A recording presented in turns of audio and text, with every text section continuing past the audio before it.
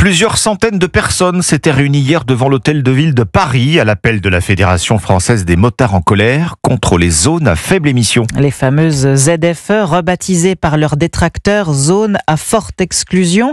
Elles seront au cœur d'un débat à l'Assemblée nationale à partir de demain. En jeu, leur suppression pure et simple, mais une telle décision pourrait coûter cher à l'État, Brieux Bochet.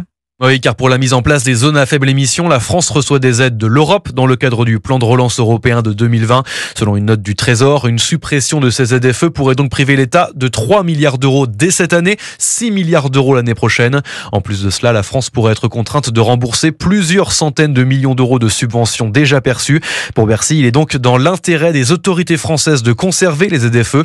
Mais pour la députée LR Anne-Laure Blin, qui est à l'origine de cette suppression, la priorité, c'est le bien-être des Français. Ce qui est potentiellement évoqué, ce sont des subventions que la France n'aurait pas. Mais c'est pas un problème puisque nous ne mettrons pas en place les ZFE, donc nous n'aurons pas besoin d'avoir des subventions. Nous voulons simplement redonner une liberté aux Français. Je dis au Trésor, venez sur le terrain, venez discuter avec les Français et regardez combien ce que les technocrates de Bercy veulent imposer est complètement inapplicable. Et avec ce vote en commission, la suppression des ZFE est pratiquement entérinée, à moins que les députés choisissent de le rétablir lors des débats en séance publique qui auront lieu demain. Brieux Bochet.